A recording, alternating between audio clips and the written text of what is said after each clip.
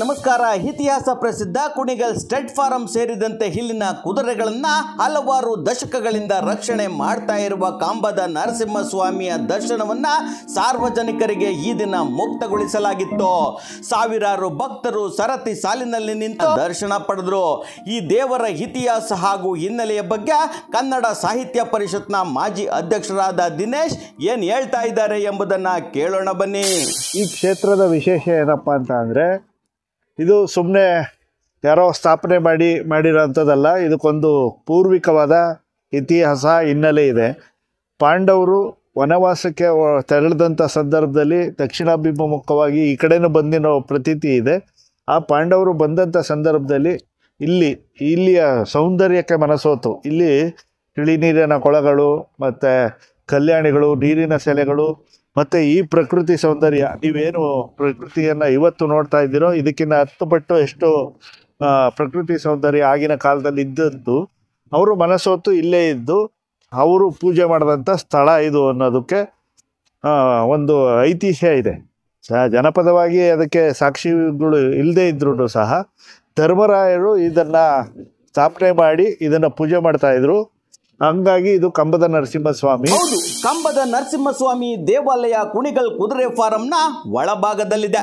ತನ್ನದೇ ಆದ ಭಕ್ತರನ್ನು ಹೊಂದಿದ್ದು ಪುರಾತನ ಕಾಲದಿಂದಲೂ ಈ ದೇವಾಲಯಕ್ಕೆ ಶ್ರಾವಣ ಮಾಸದಲ್ಲಿ ಸಾವಿರಾರು ಭಕ್ತರು ಭೇಟಿ ನೀಡಿ ದರ್ಶನ ಪಡೆದು ಪ್ರಸಾದ ಸ್ವೀಕಾರ ಮಾಡ್ತಾರೆ. ಈ ದೇವಾಲಯ ಹಾಗೂ ಕುದುರೆ ಫಾರಂನ ಸಂಬಂಧ ಹೇಗಿದೆ ಎಂಬುದನ್ನ ಇಲ್ಲಿನ ಸಿಬ್ಬಂದಿಯಿಂದ ನೀವೇ ಕೇಳಿ. ದೇವರಿಗೂ ಫಾರಂಗೂ ಸಂಬಂಧ ಅಂದರೆ, ಈ ಪ್ರತಿ ವರ್ಷದಲ್ಲೂ ಕೂಡ ನಾವು ಶ್ರಾವಣ ಮಾಡೋದು ಏನೋ ಒಂದು ನಂಬಿಕೆ. ಇಲ್ಲಿ ದೇವರಿದ್ದಾನೆ, ಈ ನಮ್ಮ ಪ್ರಾಣಿಗೂ ಒಂದು ಅನುಕೂಲ ಆಗಿದೆ, ನಮ್ಮ ಕಾರ್ಮಿಕರಿಗೂ ಕೂಡ ಅನುಕೂಲ ಆಗಿದೆ, ಯಾವುದೇ ಥರ ಅನಾನುಕೂಲ ಆಗಿಲ್ಲ. ಇಲ್ಲಿ ಸಾವಿರಾರು ಜನ ಕಾರ್ಮಿಕರು ಕೂಡ ಜೀವನ ಮಾಡ್ಕೊಂಡು ರಿಟೈರ್ಡ್ ಆಗಿ ತಮ್ಮ ತಮ್ಮ ಮನೆಗಳಿಗೆ ಹೋಗಿದ್ದಾರೆ.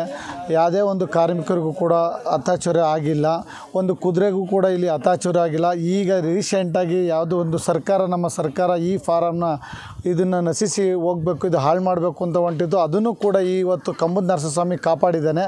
ಅದರಿಂದ ನಾವು ಇಲ್ಲಿ ಸಾವಿರಾರು ಜನ ಕಾರ್ಮಿಕರು ವಾಸವಾಗಿ ಜೀವನ ಮಾಡ್ತಾರೆ. ಹೌದು, ಇಲ್ಲಿ ವಾಸಿಸುವ ಕುದುರೆ ಹಾಗೂ ಇಲ್ಲಿನ ಸಿಬ್ಬಂದಿಗಳ ಕುಟುಂಬಕ್ಕೆ ಆಶ್ರಯ ನೀಡಿ ಆಶೀರ್ವದಿಸಿ ರಕ್ಷಿಸುತ್ತಿರುವ ಕಂಬದ ನರಸಿಂಹ ಸ್ವಾಮಿ ದೇವಾಲಯದಿಂದ ಈ ಭಕ್ತರಿಗೆ ಉತ್ತಮ ಆಶೀರ್ವಾದ ಸಿಗುತ್ತಿದೆ.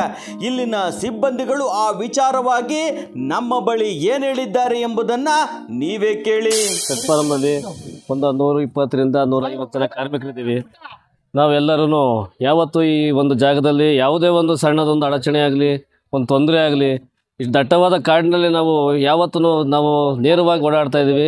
ಯಾವುದೇ ಒಂದು ಅತಾಚುರಿ ಆಗಲಿ, ಯಾವುದೇ ಸಮಸ್ಯೆ ಆಗಿಲ್ಲ ಸರ್. ಇವತ್ತು ಪ್ರತಿಯೊಂದು ವರ್ಷದಲ್ಲಿ ಏನು ಶ್ರಾವಣ ಮಾಸದಲ್ಲಿ ಅನ್ನದಾನ ಮಾಡ್ತೀವಿ. ಇಷ್ಟೊಂದು 5-6 ಕ್ವಿಂಟಲ್ ಅಕ್ಕಿನ ನಾವು ಇವತ್ತು ಬೇಯಿಸಿ ಜನಕ್ಕೆ ಎಲ್ಲ ಅನ್ನದಾನ ಮಾಡ್ತೀವಿ. ಭಗವಂತ ನಮಗೊಂದು 3 ದಿವಸದಲ್ಲಿ ಒದಗಿಸ್ಕೊಡ್ತಾನೆ. ಯಾವ ರೀತಿ ಒದಗಿಸ್ಕೊಡ್ತಾನೆ ಅಂತ ನಮಗೆ ಇವತ್ತವರೆಗೂ ಗೊತ್ತಿಲ್ಲ. ಸ್ನೇಹಿತರೆ, ನಂಬಿದ ಭಕ್ತರ ಕಷ್ಟ ದೂರ ಮಾಡಿ ಸುಖ ಸಂಪತ್ತು ಸೌಭಾಗ್ಯ ನೀಡಿ ಕಂಬದ ನರಸಿಂಹಸ್ವಾಮಿ ಇಲ್ಲಿಗೆ ಬಂದ ಭಕ್ತರನ್ನು ರಕ್ಷಿಸುವ ರಕ್ಷಕರಾಗಿದ್ದಾರೆ. ಕಂಬದಲ್ಲಿ ನೆಲೆಸಿರುವ ಈ ದೇವರ ಪವಾಡ ಹಾಗೂ ಶಕ್ತಿಯ ಬಗ್ಗೆ ಇಲ್ಲಿನ ಅರ್ಚಕರು ಏನು ಹೇಳ್ತಿದ್ದಾರೆ ಎಂಬುದನ್ನ ಕೇಳೋಣ ಬನ್ನಿ. ಇದು ಫಾರಂಗಿಂತ ಮುಂಚೆಯಿಂದಲೇ ಪ್ರತಿಷ್ಠಾಪನೆ ಆಗಿರ್ತಕ್ಕಂಥ ದೇವಸ್ಥಾನ. ನಾವು ಕಂಡಾಗ ಪ್ರತಿಷ್ಠಾಪನೆ ಆಗಿರೋದು ಮುಂಚೆಯಿಂದಲೂ ಇದೆ. ಹೀಗೆ ಇದೆ, ವಿಗ್ರಹ ಹೀಗೆ ಇದೆ, ದೇವಸ್ಥಾನವೂ ಹೀಗೆ ಇದೆ. ನಾವು ಕಂಡಾಗ ಯಾವುದೇ ಬದಲಾವಣೆ ಏನು ಕಾಣ್ತಾ ಇಲ್ಲ. ಇದು ಕಂಬದ ನರಸಿಂಹಸ್ವಾಮಿ ಅಂತ ಹೆಸರುವಾಗಿ ಆಗಿದೆ. ಜನಗಳ ಬಾಯಿನಲ್ಲಿ ಕಂಬದರಾಯ ಅಂತಾರೆ. ಆದರೆ ಅವರು ಒಕ್ಕಲಿರ್ತಕ್ಕಂಥ ಕನಿಷ್ಠ ಭಕ್ತರಿದ್ದರು. ಅವ್ರನ್ನ ನರಸಿಂಹಸ್ವಾಮಿ, ಅವ್ರನ್ನ ನರಸಿಂಹ ಅಂತ ಏನಿದ್ದಾರೋ ಈ ಒಂದು ಹೆಸರು ಮೇಲೆ ಅವರು ಒಕ್ಕಲಿಗಳು ಸೇವೆ ಮಾಡ್ಕೊಂಡು ಹೋಗ್ತಾ ಇದ್ದಾರೆ. ಬಂದವರು ಕಷ್ಟ ಸುಖಗಳಿಗೆ ಭಾಗಿಯಾಗ್ತಾ ಇದ್ದಾನೆ. ದೇವರು ಅವನ ಆಶೀರ್ವಾದದಿಂದ ಅವರೆಲ್ಲ ಚೆನ್ನಾಗಿದ್ದಾರೆ. ಅವ್ರು ಬಂದು ಸೇವೆ ಮಾಡ್ಕೊಂಡು ಹೋಗ್ತಾ ಇದ್ದಾರೆ. ಈಗಲೂ ಕೂಡ ಇಷ್ಟು ಜನ ವರ್ಕರ್ ಇದ್ದು ಅವರು ಕಷ್ಟ ಸುಖಗಳಿಗೆ ಬಂದು ಕೇಳ್ಕೊಂಡು ಚೆನ್ನಾಗಿ ನಡಿಲಪ್ಪ ಅಂತ ಬೇಡ್ಕೊಂಡು ವಾರ್ಷಿಕದಲ್ಲಿ ಶ್ರಾವಣ ಮಾಸದಲ್ಲಿ ಒಂದು ದಿವಸ ಅನ್ನಸಂತರ್ಪಣೆ, ವಿಶೇಷ ಪೂಜೆ ಮತ್ತು ಅನ್ನಸಂತರ್ಪಣೆ ಕಾರ್ಯವನ್ನು ನಡೆಸ್ಕೊಂಡು ಹೋಗ್ತಾ ಇದ್ದಾರೆ. ನಾವು ಕಂಡಾಗಿಂದಲೂ ಹೀಗೆ ನಡ್ಕೊಂಡು ಹೋಗ್ತಾ ಇದೆ. ಕೇಳಿದ್ರಲ್ಲ ಸ್ನೇಹಿತರೆ, ಪುರಾತನ ಪ್ರಸಿದ್ಧ ಕಂಬದ ನರಸಿಂಹಸ್ವಾಮಿ ಆಶೀರ್ವಾದ ನಿಮಗಿರಲಿ.